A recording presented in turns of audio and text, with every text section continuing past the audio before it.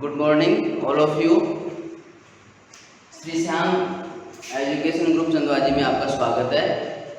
हम BSc third year में paper 2 की यूनिट फर्स्ट में पादप जल संबंध चैप्टर हमने पहले स्टार्ट किया था, तो उसका आज नेक्स्ट टॉपिक है जिसमें हमने इन्वायरमेंटल फैक्टर इन्वायरमेंटल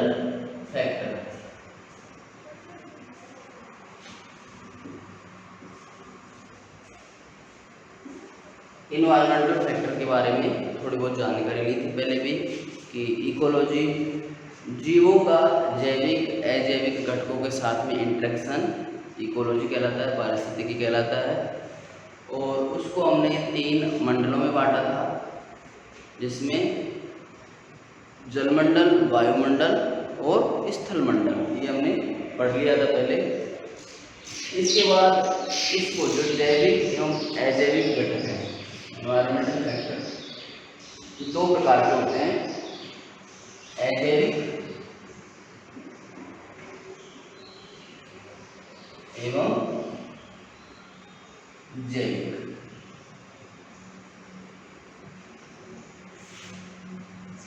अजैविक घटक एवं जैविक घटक। अजैविक को फिर से हम 2 भागों में डिवाइड करते हैं।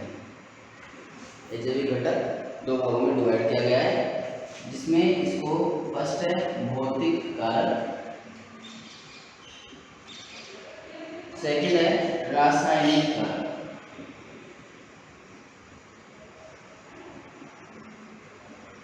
भौतिक कारक एवं रासायनिक कारक। भौतिक कारक में हम अध्ययन करेंगे प्रकाश, पहला है प्रकाश, दूसरा है ताप, दाब, पवन,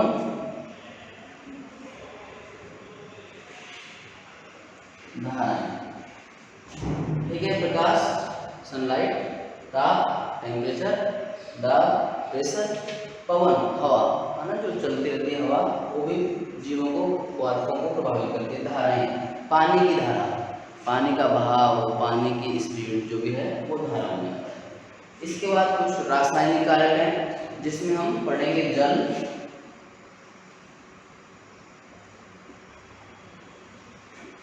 दूसरा है वायु,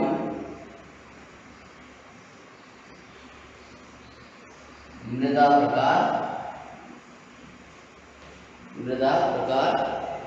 पोषक तत्व,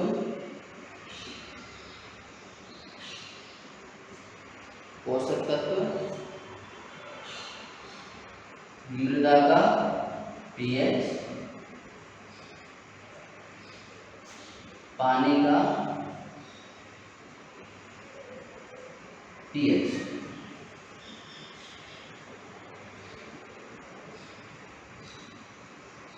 तो इसमें प्रकाश, ताप, दाब, पवन, धाराएं। रासायनिक कारक में जल, वायु, मृदा प्रकार, पोषक तत्व, मृदा का पीएच, पानी का पीएच, ये हमारे अजैविक घटक हैं। इसके बाद हमारे जैविक घटक हैं, जिसको हम 2 भागों में बांट सकते हैं। पहला है आंतरजातीय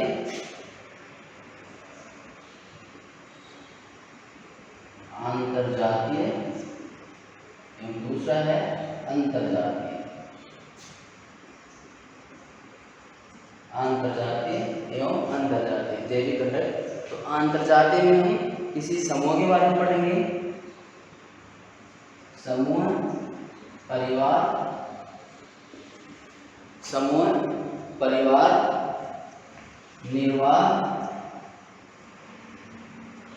निर्वाह, समाज एवं स्वभक्षण एवं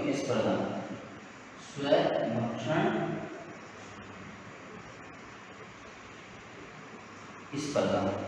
तो आंतरजातीय मतलब 2 जातियों के बीच इंटरेक्शन कैसा है, वो ये उसकी स्टडी हम पढ़ते हैं, क्योंकि जैविक है, जातियां दोनों जैविक हैं, तो 2 जातियों के बीच तो समूह है, यदि दो जाति होंगी तो समूह कहलाएगा। वैसे भी समूह है, परिवार है, निर्वाह है, समाज है, स्वभक्षण है, स्पर्धा है। आपस में ये सारे इनके जो फैक्टर हैं वो काम करते हैं, तो इनके बारे में हम अध्ययन करेंगे। अंतर जातीय, किसी एक जाति के अंदर, एक ही जाति के अंदर उदासीनता,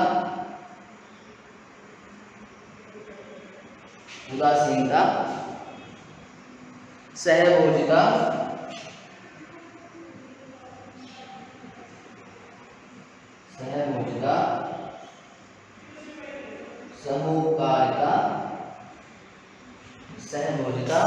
सहोपकारिता, प्रोटोकोपरेशन,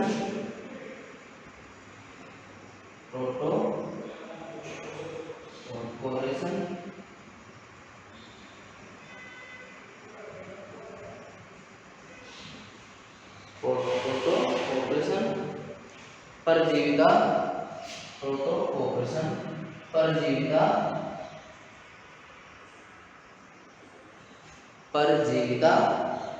परभक्षण,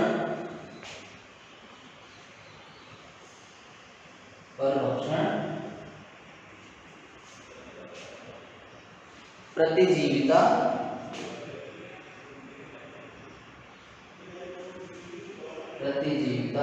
एवं नेक्स्ट इसका भी स्पर्धा।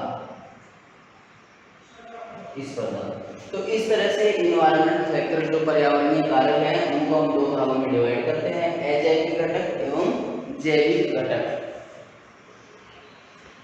जिसमें अजैविक घटक जिनको हम एबायोटिक फैक्टर भी कहते हैं, ये बायोटिक फैक्टर है। तो एबायोटिक फैक्टर को हम भौतिक कारक, रासायनिक कारक दो भागों में डिवाइड करते हैं। भौतिक कारकों में हम प्रकाश, ताप, दाब, पवन, धाराएं इनका अध्ययन करेंगे। रासायनिक कारक में हम जल, वायु, मृदा, पोषक तत्व, मृदा का पीएच, पानी का पीएच इनका अध्ययन करेंगे। अंतरजातीय में हम समूह, परिवार, निर्वाह, समाज, स्वभक्षण, स्पर्धा आदि का अध्ययन करेंगे। अंतर जाति, किसी एक ही जाति में हम उदासीनता का अध्ययन करेंगे। कुछ एक ही जाति के समूह में बहुत सारे इंडिविजुअल, एक जाति के बहुत सारे इंडिविजुअल्स हैं किसी जगह पर, तो उनमें आपस में क्या है, उदासीनता है, सहभोजिता, वो साथ साथ खाना खा सकते हैं। सहोपकारिता, किसी दूसरे को उपकार करते हैं, जैसे एक माँ है एक बेटे को पालते हैं तो सहोपकारिता कहलाती है। प्रोटोकोपरेशन, एक साथ मिलकर कोई काम करते हैं, जैसे चींटियाँ एक रोटी के टुकड़े को सारी मिलकर उठा के जाती है तो प्रोटोकोपरेशन है। परजीविता, किसी एक जीव के ऊपर कोई दूसरा जीव रहे, जैसे भैंस के ऊपर जो चिड़चिड़े होते हैं, इस तरह के जीव आपस में ऊपर रहते हैं, वो परजीविता है, किसी दूसरे के ऊपर जीवित रहना। परभक्षण, कुछ जीव किसी दूसरे को खाकर अपना जीवन यापन करते हैं, जैसे कोई चिड़िया या कुछ और पक्षी होते हैं जो कीड़े मकोड़े खाते हैं, तो वो परभक्षण।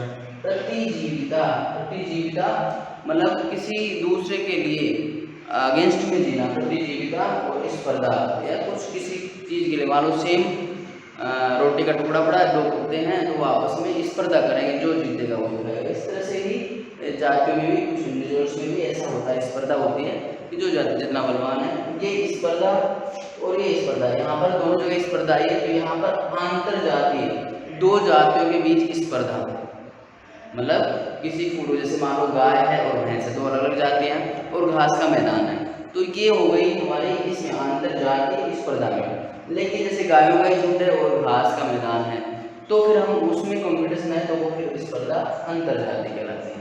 तो इसके बारे में हम अब अजैविक घटकों में सबसे पहले हम अध्ययन करते हैं प्रकाश का।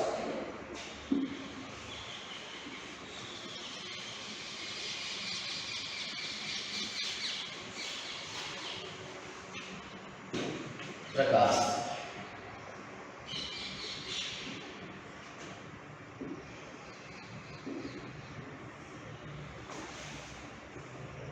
तो पादप जल संबंध में हम पर्यावरणीय कारक पढ़ रहे हैं। पर्यावरणीय कारकों से हमारा मतलब है कि पर्यावरण में ऐसे फैक्टर जो किसी जीव को प्रभावित करते हैं, इसलिए हम इसके अंतर्गत हम भौतिक जो कारक हैं उनका अध्ययन करेंगे और प्रकाश किस तरह से जीव को प्रभावित करता है इसके बारे में अध्ययन करेंगे। इसलिए हमारी मेंटलिटी, हमारी सोच उस तरफ केंद्रित होनी चाहिए कि प्रकाश किसी जीव को किस तरह से प्रभावित करता है, प्रकाश एक्चुअली में है क्या, प्रकाश का रासायनिक भौतिक ये लक्षण है क्या, तो उसके बारे में हम अध्ययन कर रहे हैं। तो सबसे पहले प्रकाश है, तो प्रकाश महत्वपूर्ण भौतिक अजैविक पर्यावरणीय कारक है।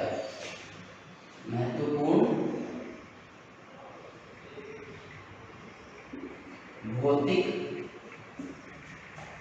अजैविक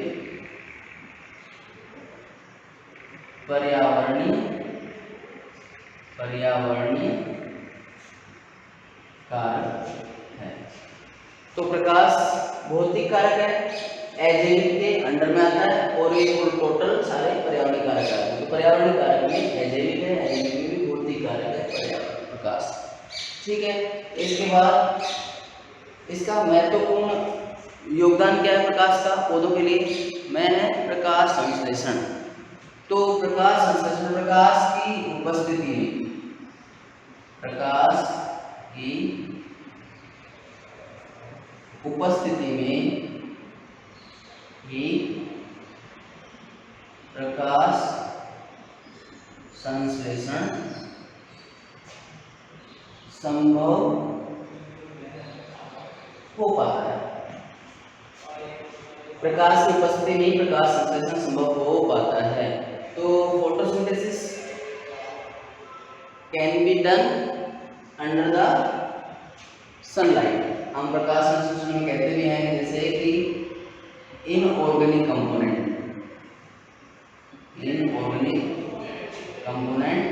convert in organic component in the presence of sunlight and chlorophyll। ठीक है, प्रकाश संश्लेषण की प्रोसेस में हम कह रहे हैं इनऑर्गेनिक कंपोनेंट हैं जो ऑर्गेनिक कंपोनेंट में कन्वर्ट होते हैं, लेकिन नेसेसरी है क्लोरोफिल और प्रकाश। तो प्रकाश के बिना प्रकाश संश्लेषण पॉसिबल नहीं है। तो इसलिए और प्रकाश संश्लेषण नहीं है तो फिर ऑक्सीजन संभव नहीं होगा। ऑक्सीजन संभव नहीं है तो फिर जीव की उत्पत्ति संभव नहीं है। ठीक है, जो श्वसन क्रिया करते हैं, ऑक्सीजन लेते हैं, तो फिर वो जीव पैदा नहीं हो सकते यदि प्रकाश संश्लेषण नहीं होगा। तो सबसे पहले प्रकाश संश्लेषण किस जीव ने स्टार्ट किया?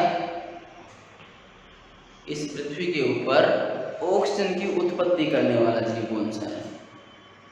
उसे हम कहते हैं ब्लू ग्रीन एल्गी, BGA। ठीक है, ब्लू ग्रीन एल्गी। अब इसको एल्गी कहते हैं, तो एक्चुअली एल्गी नहीं है, आजकल हम इसको साइनोबैक्टीरिया कहते हैं, साइनोबैक्टीरिया। तो इसने सबसे पहले ऑक्सीफोटोफॉस्फोराइलेशन स्टार्ट किया। तो ब्लू ग्रीन एल्गी, ये पहले एल्गी की तरह दिखाई देता था, इसलिए इसका नाम ब्लू ग्रीन एल्गी रखा गया। और अभी ये बैक्टीरिया है जिसको साइनोबैक्टीरिया कहते हैं, जिसने इस पृथ्वी के ऊपर ऑक्सीजन की उत्पत्ति की। तो फर्स्ट प्रकाश संश्लेषण वाला जीव है वो BGA है, इसको याद रखना चाहिए। अब हमारे को जो प्रकाश दिखाई देता है तो हम उसको क्या कहते हैं? Visible light. ठीक है, विजिबल लाइट, विजिबल लाइट जो हमें प्रकाश दिखाई देता है उसे हम विजिबल लाइट कहते हैं। और इसकी तरंग दैर्घ्य कितनी होती है? 390 से 760, 390 से 760 मिली नैनोमीटर तरंग। ठीक है, इससे इसके बीच जिसकी तरंग दैर्घ्य होती है, जिन किरणों की तरंग दैर्घ्य होती है, उनको हम देख सकते हैं। और यदि हम देख सकते हैं तो इसलिए हम उसको विजिबल लाइट कहते हैं। लेकिन यदि विजिबल लाइट को हम अलग अलग भागों में डिवाइड करें तो ये 7 रंग की होती है। 7 रंग की होती है तो हम इसको इस तरह से रिप्रेजेंट करते हैं, जिसमें इस तरह से ये 7 रंग होते हैं। तो सबसे वॉयलेट रेज है वो 390 नैनोमीटर तरंग दैर्घ्य की होती है और 760 नैनोमीटर की रेड रेज होती है। तो इस तरह से 7 रंगों से मिलकर एक किरण बनी होती है जिसको हम आंखों से देख सकते हैं। लेकिन कुछ जीव ऐसे हैं जो कि इससे ऊपर की तरंग दैर्ध्य वाली किरणों को भी देख सकते हैं। क्या हम उन तरंगों को इंफ्रारेड, इसके ऊपर आती है इंफ्रारेड और इसके नीचे की तरफ आती हैं यूवी अल्ट्रा वायलेट रेज, है ना, पराबैंगनी किरणें और इंफ्रारेड रक्त दैर्ध्य तरंगें, है ना, अवरक्त रेज। तो कुछ ऐसे जीव हैं जो रेड से ऊपर की प्रकाश किरणों को भी देख सकते हैं। उसका एग्जाम्पल है मधुमक्खी। मधुमक्खी इंफ्रारेड रेज को भी देख सकती है। इसलिए हम कह सकते हैं कि मधुमक्खी के लिए विजिबल लाइट IR तक हो सकती है। लेकिन जो नॉर्मली हमारे लिए पौधों के लिए जो विजिबल लाइट है वो विजिबल है, जो 390 से 760 नैनोमीटर तरंगदैर्ध्य की होती है। और जैसे यदि हम प्रिज्म से डिवाइड करते हैं, प्रिज्म क्या होता है, जिसमें यदि किरण डालते हैं तो वो सातों कलर मतलब अलग अलग तरंगदैर्ध्य को अलग अलग भागों में बांट देता है, जिससे हमें 7 रंग दिखाई देते हैं। तो वो विबग्योर से बनी होती है। सूर्य के प्रकाश में जो प्रकाश आता है पृथ्वी पर, तो प्रकाश होता है, उसके साथ में विकिरण होती है। ये दोनों चीज अलग अलग होती है, प्रकाश एवं विकिरण। विकिरण क्या होती है कि प्रकाश, सूर्य है, सूर्य से प्रकाश, सूर्य एक तो लाइट खुद प्रकाश दे रहा है, जैसे बल्ब है वो जल रहा है और लाइट दे रहा है, तो ये तो प्रकाश हो गया। लेकिन विकिरण क्या है, विकिरण ये होती है कि यदि उसकी प्रकाश फोटोन है वो हमारे तक पहुंच रही है, मतलब गर्मी भी तो पहुंच रही है। गर्मी क्या है, विकिरण है, उसकी ऊर्जा हमारे तक पहुंचती है, तो वो किस माध्यम से पहुंचते हैं, तो विकिरण। तो जब सन से दो चीजें प्राप्त होती हैं, प्रकाश एवं विकिरण, ठीक है। तो विकिरण जो होती है, मतलब सूर्य से हमें प्रकाश एवं विकिरण प्राप्त होती है, ठीक है। प्रकाश तो फोटोन कहलाता है, प्रकाश को हम फोटोन कहते हैं। तो प्रकाश की smallest unit is called photon. प्रकाश की जो स्मॉलेस्ट यूनिट है वो है फोटोन। और विकिरण है जो सूर्य में नाभिकीय संलयन से उत्पन्न होती है। सूर्य में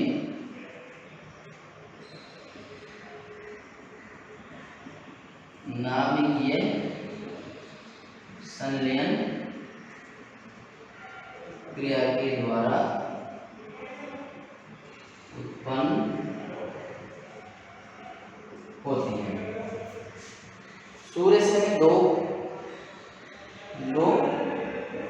चीजें प्राप्त होती हैं, प्रकाश एवं विकिरण। प्रकाश फोटोन होता है जो लाइट को इंडिकेट करता है, और विकिरण जो कि नाभिकीय संलयन क्रिया के द्वारा उत्पन्न होती है।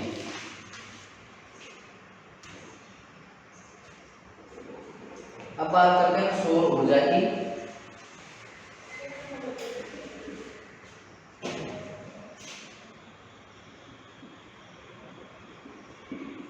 सौर ऊर्जा, तो सौर ऊर्जा मतलब सूर्य से आने वाली जो ऊर्जा होती है उसमें 45% तक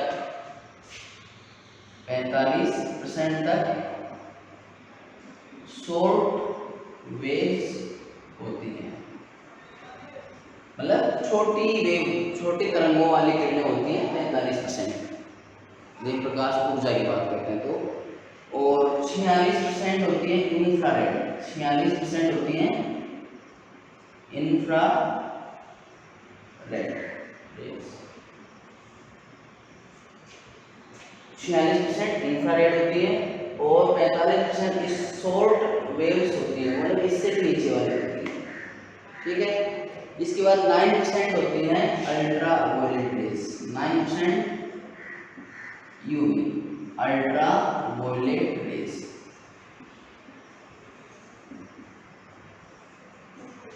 अल्ट्रा वायलेट रेज, तो हम सौर ऊर्जा की बात करते हैं तो उसमें 45% शॉर्ट वेव्स होती हैं, छोटी तरंगों वाली किरणें होती हैं, 46% इंफ्रारेड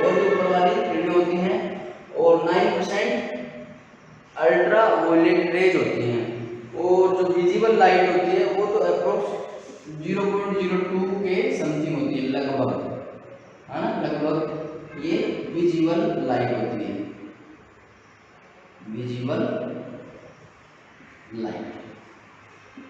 तो इस तरह से एक किरण जो सूर्य से हमें प्राप्त हो रही है ऊर्जा, उसको हम इस तरह से डिवाइड कर सकते हैं।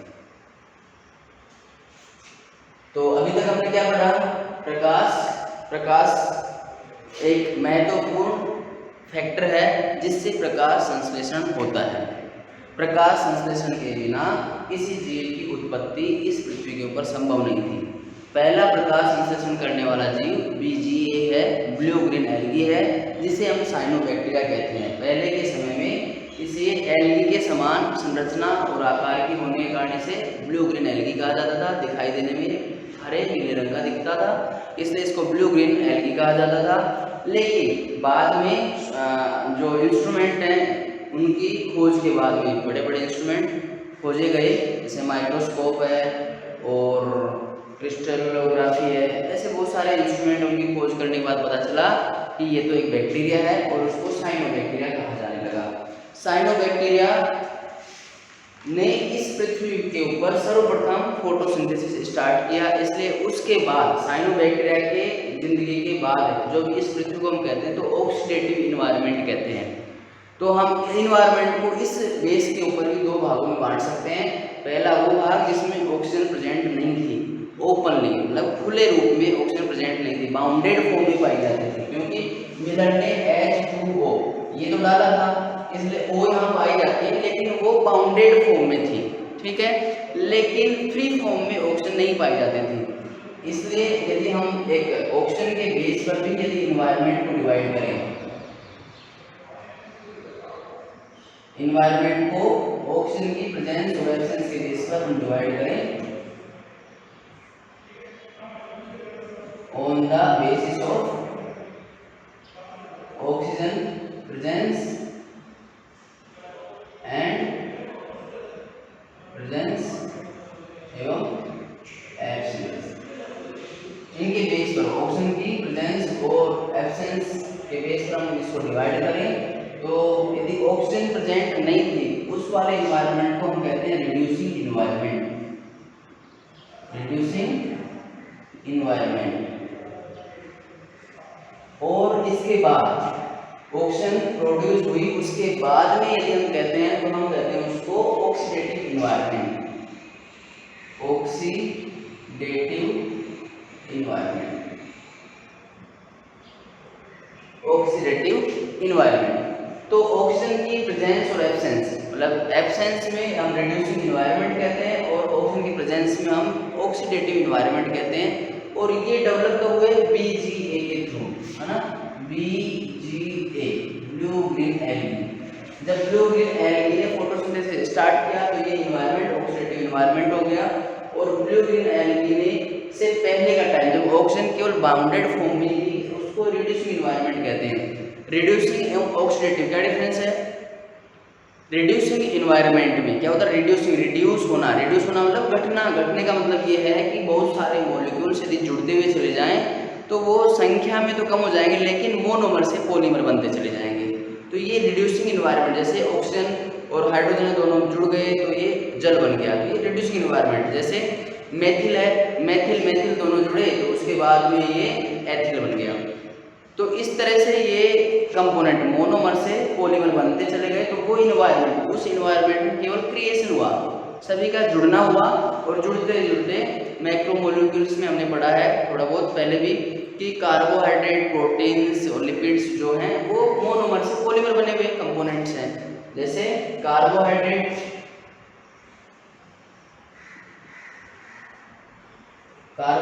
हैं तो ये कार्बन के पॉलीमर है। जैसे इसमें एक कार्बन 3 कार्बन से स्टार्ट होते हैं जिसको ट्रायोज कहते हैं, टेट्रोज कहते हैं, पेंटोज कहते हैं, हेक्सोज कहते हैं, है ना। तो इसमें अलग अलग, पेंटोज में डीऑक्सीराइबोस शुगर है, राइबोस शुगर वो पेंटोज शुगर कहलाती है। हेक्सोज में है ग्लूकोज है, फ्रक्टोज है, माल्टोज है ना। तो ये सारे लेविलोज है, ये सारे हेक्सोज कहलाते हैं 6 कार्बन वाले। और 7 कार्बन हेप्टोसुडोलोज है, तो ये 7 कार्बन वाले। तो इस तरह से ये आपस में जुड़ के और फिर मोनोसेकेराइड से पॉलीसेकेराइड बन गए। पॉलीसेकेराइड को टोटली हम कार्बोहाइड्रेट्स कहते हैं। तो इसलिए ये रिड्यूसिंग एनवायरनमेंट में जो मोनोमर्स थे वो जुड़ के और पॉलीमर में कन्वर्ट हो गए। जैसे प्रोटीन्स हैं तो एमिनो एसिड बना होगा, एमिनो एसिड से फिर प्रोटीन बनी है। तो और एमिनो एसिड में क्या पाया जाता है, उसमें एक एमीन ग्रुप पाया जाता है। एमिनो ग्रुप को हम देखते हैं तो एक कार्बोक्सिल ग्रुप पाया जाता है उसमें एमिनो एसिड को, एक NH3 ग्रुप पाया जाता है, एक एल्किल ग्रुप पाया जाता है और एक H हाइड्रोजन पाया जाता है। तो ये 4 कंपोनेंट एक कार्बन पर प्रेजेंट होते हैं। ये एक कॉमन फॉर्मूला है एमिनो एसिड का। इसी तरह से जुड़ के और एक चेन बना देते हैं जिसको पेप्टाइड चेन कहते हैं, वो फोल्ड होती है और एक प्रोटीन कहलाती है। तो इसलिए प्रोटीन भी मोनोमर से पॉलीमर बनी होगी। ऐसा ही मिलर जो साइंटिस्ट थे उन्होंने एक्सपेरिमेंट किया तो ऐसा पाया गया कि उसने मोनोमर्स यूज किए थे और बाद में उसको पॉलीमर मिले। तो इसलिए रिड्यूसिंग एनवायरनमेंट में सारे कंपोनेंट जुड़ते चले गए, लेकिन जब ऑक्सीजन ब्लू ग्रीन एल्गी के थ्रू जब ऑक्सीजन जनरेट की गई फोटोसिंथेसिस के द्वारा, तो फिर ऑक्सीडेटिव एनवायरनमेंट, क्योंकि एनवायरनमेंट में ऑक्सीजन प्रेजेंट हुई, जहां ऑक्सीजन पाई जाती है वहां पर बर्निंग स्टार्ट होती है, मतलब मॉलिक्यूल्स का टूटना, रिएक्शन कैटालाइसिस स्टार्ट हो जाती है। और कैटालाइसिस स्टार्ट होने से वापस से वो जैसे ग्लूकोज का मॉलिक्यूल्स है तो वो टूटने लगा, एटीपी जनरेट हुई। इस तरह से हमारी एनाबॉलिक कैटाबॉलिक जो मेटाबॉलिक एक्टिविटीज हैं वो एक्टिव हुई। इसके बाद में हम कह रहे हैं जैसे जो विजिबल लाइट है, इसमें हम कह रहे हैं एनवायरनमेंट को हमने 2 भागों में बांटा, रिड्यूसिंग एनवायरनमेंट और ऑक्सीडेटिव एनवायरनमेंट। और जो हम लाइट देखते हैं जो सन से आती है वो 390 से और 760 नैनोमीटर तरंगदैर्ध्य की होती है। इसके अंदर जिसको हम देख पाते हैं उसको विजिबल लाइट कहते हैं, जिसको हम आंखों से देख पाते हैं। और उससे नीचे की अल्ट्रावायलेट रेज होती है और उसके ऊपर वाली इंफ्रारेड होती है। तो हम नॉर्मली जीव है वो केवल विजिबल लाइट को ही अपनी आंखों से देख सकता है, जिसमें 390 से 790 नैनोमीटर होते हैं। लेकिन कुछ ऐसे जीव हैं जो कि इंफ्रारेड को भी देख पाते हैं। उसमें मधुमक्खी एक एग्जाम्पल है जो कि इंफ्रारेड तक विजिबल है उसके लिए। यदि हम जो सूर्य से आने वाले हम लाइट की बात करते हैं, प्रकाश की बात करते हैं, तो उसको 2 भागों में बांटा गया है, प्रकाश और एक विकिरण। प्रकाश की स्मॉलेस्ट यूनिट फोटोन होती है, मतलब जैसे एक कण है, जैसे प्रकाश के कण को बोला जाए तो उस कण को हम फोटोन बोल रहे हैं कि फोटोन प्रकाश से प्राप्त होते हैं, सूर्य से प्राप्त होते हैं। और विकिरण जो सूर्य के अंदर जो नाभिक होता है, नाभिक के अंदर नाभिकीय संलयन क्रियाएं होती हैं और उसके द्वारा ये विकिरण उत्पन्न होती है जो पृथ्वी तक आती हैं। इसके बाद सौर ऊर्जा, जो प्रकाश से हमें ऊर्जा प्राप्त होती है, वो ऊर्जा के डिफरेंट रूप हैं। इसमें 45% शॉर्ट वेव वाली किरणें होती हैं। शॉर्ट वेव छोटी जो किरण होती हैं, छोटी वेवलेंथ वाली, छोटी तरंगदैर्ध्य वाली। एक तो देखो ये एक किरण है, ठीक है, इसमें वेव लेंथ ये है, तो ये यदि छोटी हो तो ये इस तरह की, तो इस तरह की लाइनें, इस तरह की रेखाएं पाई जाती हैं जो शॉर्ट वेवलेंथ वाली होती हैं और ये लॉन्ग वेवलेंथ वाली होती हैं। तो लॉन्ग वेवलेंथ तो यहाँ पर है और शॉर्ट वेवलेंथ यहाँ है, और इससे भी छोटी वाली मतलब ये इससे नीचे वाली आती है वो 45% होती हैं। इसके बाद में 46% होते हैं वो इंफ्रारेड और उससे ऊपर वाली हो सकती हैं, और 9% है वो अल्ट्रावायलेट रेज होती हैं, ये 0.02% के आसपास होती हैं। तो यहाँ पर 9% जो अल्ट्रावायलेट रेज है वो तो हमारी जो समताप मंडल था उसमें पाई जाने वाले ओजोन परत के द्वारा रोक ली जाती है, वो पृथ्वी पर नहीं आ पाती हैं। और इसलिए यहाँ पर विजिबल लाइट आती है, इंफ्रारेड भी आती है, और स्मॉल वाली फिर नहीं आ पाती क्योंकि वो पहुंच ही नहीं पाती पृथ्वी तक। तो इसलिए विजिबल लाइट है उसी के अंदर फोटोसिंथेसिस की क्रिया होती है, और सबसे ज्यादा प्रकाश संश्लेषण 760 नैनोमीटर पर होता है, जहां पर रेड रेज पाई जाती है। इसलिए यदि सिंगल रेड रेज दी जाती है तभी प्रकाश संश्लेषण अच्छा होता है, और उसके बाद ब्लू रेज है उस पर होता है, और सबसे कम वायलेट रेज पर, और ग्रीन को परावर्तित कर दिया जाता है, इसलिए ग्रीन पर भी नहीं हो पाता है। इसलिए हमारे सौर ऊर्जा को हम क्लासिफाइड कर सकते हैं। समझ में आ गया?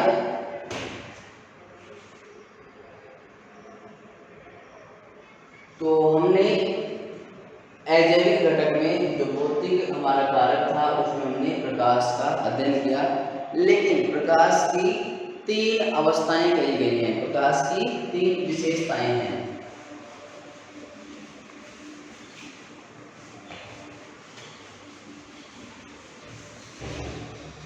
प्रकाश की 3 विशिष्टताएं होती हैं।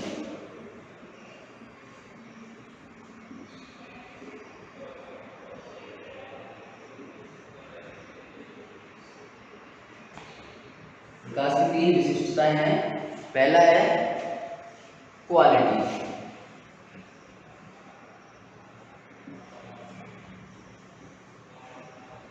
गुणवत्ता। दूसरा है तीव्रता, फ्रीक्वेंसी, इंटेंसिटी,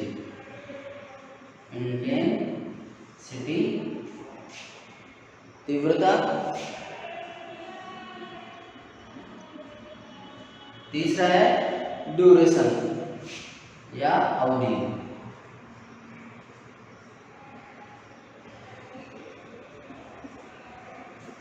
अब हम प्रकाश की क्वालिटी के बारे में पढ़ रहे हैं। तो 3 प्रकार की क्वालिटी, 3 प्रकार की कैरेक्टर प्रकाश के पाए जाते हैं, जिसमें पहला है क्वालिटी।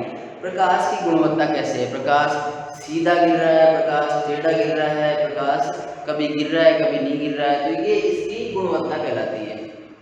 ठीक है, तो प्रकाश की क्वालिटी हम पढ़ते हैं। सबसे पहले प्रकाश का रंग सफेद होता है। क्वालिटी में प्रकाश का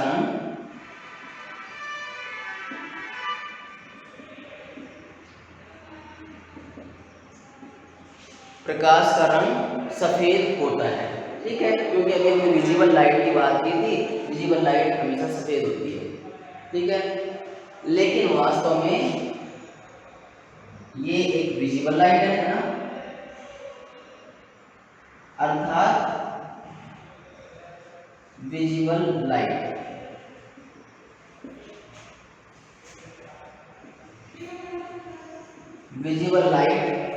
जो हम देख पाते हैं वो सफेद रंग की होती है, लेकिन वास्तव में जो विजिबल लाइट है वो 7 रंग की बनी होती है। 7 रंग की बनी होती है। 7 रंग की बनी होती है। किसी प्रिज्म से यदि किसी एक किरण को हम गुजारते हैं तो जो डिफरेंट तरंग लहरें होती हैं, विजिबल लाइट इसकी 390 से और 760 तरंग लहरें होती हैं, तो वो अलग अलग तरंग लहरें की किरणों को अलग अलग कर देती हैं और उससे हमारे 7 रंग प्रकट होते हैं। ठीक है, तो ये एक प्रकाश की क्वालिटी है। मतलब प्रकाश हम देख रहे हैं, वैसे हम सफ़ेद रंग का कलर का प्रकाश देखते हैं जिसको हम विजिबल लाइट कहते हैं, और विजिबल लाइट 390 से 760 तरंग लहरें की होती है। और ये तरंग लहरें यदि हम किसी किरण को वाइट विजिबल लाइट को हम किसी प्रिज्म से गुजारते हैं तो 7 रंग अलग अलग हो जाते हैं। लेकिन मधुमक्खी है जो इंफ्रारेड को भी देख पाती है, उसके लिए विजिबल लाइट इंफ्रारेड भी है, ये ध्यान रखना है हमें। इसके बाद हम बात करते हैं इंटेंसिटी की। दूसरा कैरेक्टर है इंटेंसिटी।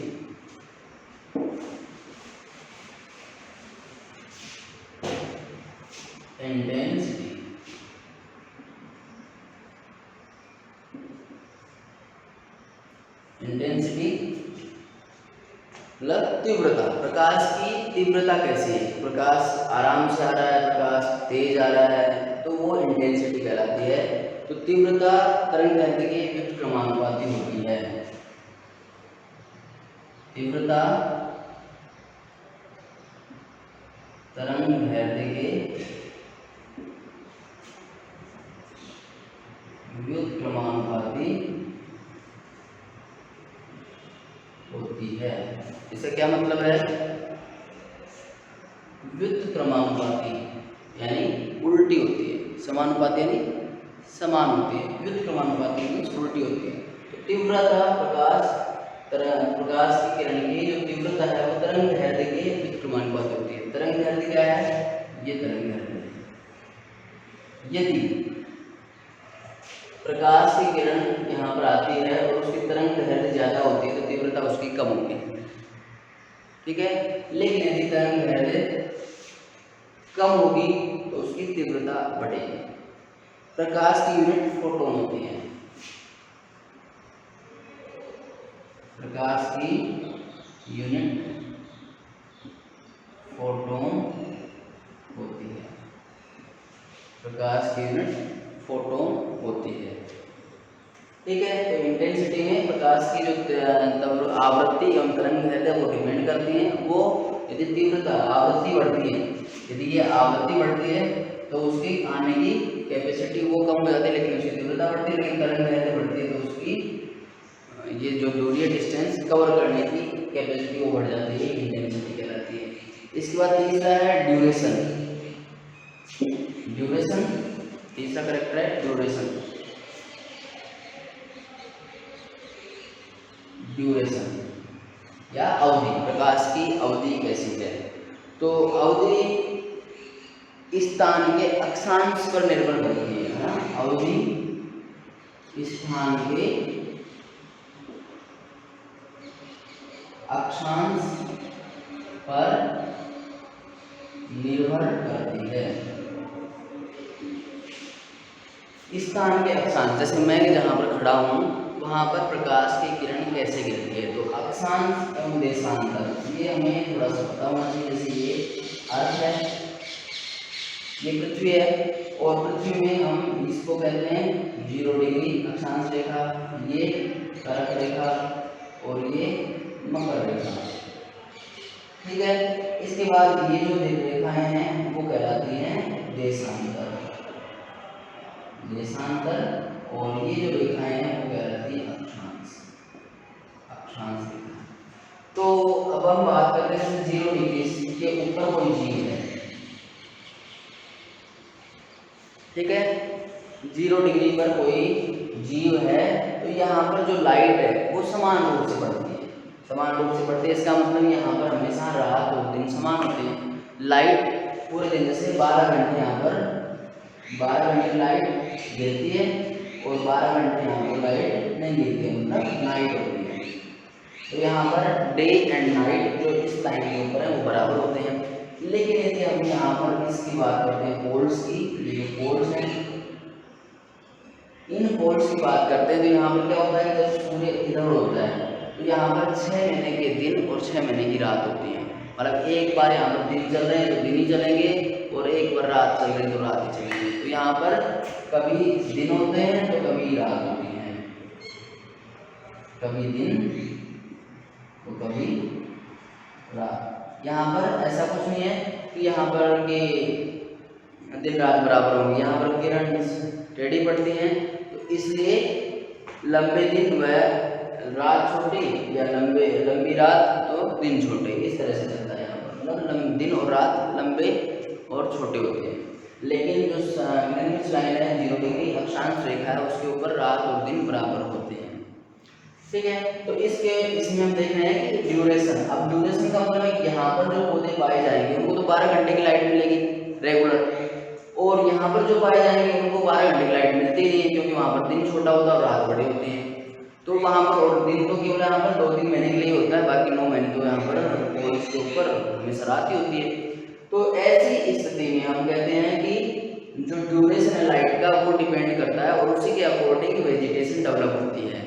अब यहाँ पर जो वेजिटेशन पाई जाती है इसमें हम कह सकते हैं कि जो रेन फॉरेस्ट हैं, रेन फॉरेस्ट जिनको जो भूमध्य रेखा पर पाए जाने वाले जो फॉरेस्ट हैं उनको अधिकतम गर्मी यहाँ पर पड़ती है और अधिकतम बारिश यहाँ होती है।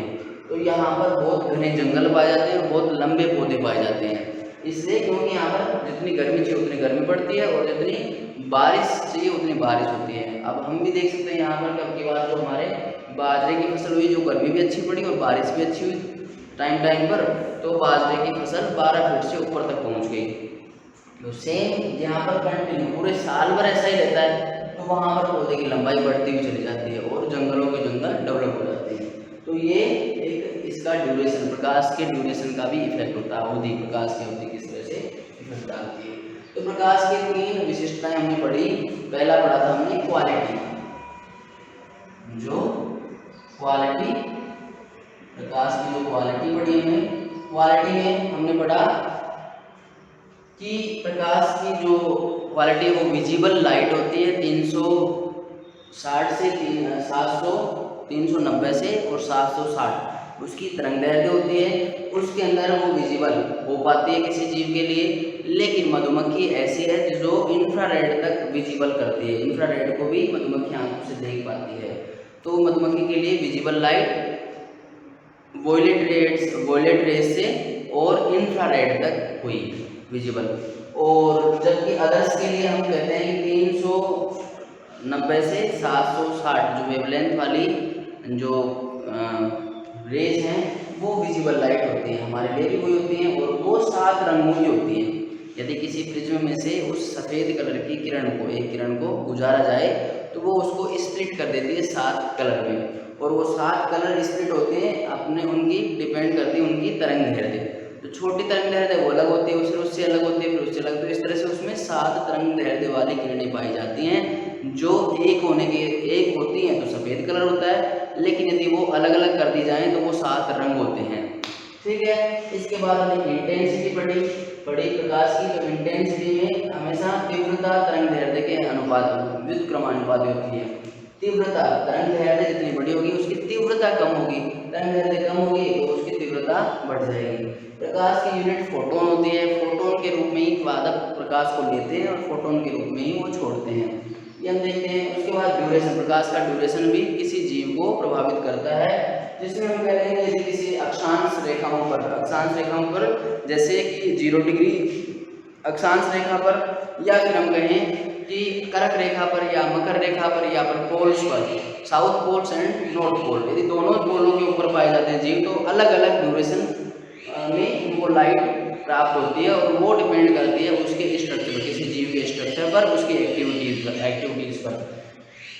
यदि 0 डिग्री पर पाए जाने वाले जीवों को 12 घंटे लाइट और 12 घंटे दिन प्राप्त होता है, 12 घंटे लाइट और 12 घंटे नाइट दोनों प्राप्त होती हैं, तो वो उतनी उनके लिए ग्रोथ की संभावनाएं होती हैं, क्योंकि उनको प्रॉपर पूरे साल 12 घंटे धूप मिलती है तो फोटोसिंथेसिस अच्छा करते हैं, फिर उनको 12 घंटे नाइट मिलते तो रेस्ट भी अच्छा करते हैं। तो इस तरह से उनको कंटिन्यू पूरे साल भर समान तापमान मिलता है, इसलिए उनकी वृद्धि अच्छी होती है। लेकिन पोल्स की तरफ प्रकाश जो है कुछ टाइम के लिए प्रकाश मिलता है, बाकी तो अंधेरा ही रहता है, इसलिए यहाँ की वेजिटेशन प्रॉपर डेवलप नहीं हो पाती है और छोटी छोटी होती हैं पोल्स के ऊपर।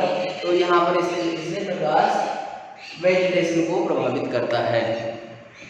तो हमने भौतिक कारक, एक प्रकाश जो फैक्टर लिया हमने, उसके बारे में, उसके लक्षणों के बारे में पढ़ा।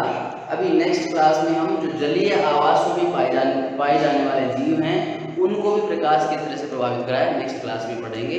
Thank you.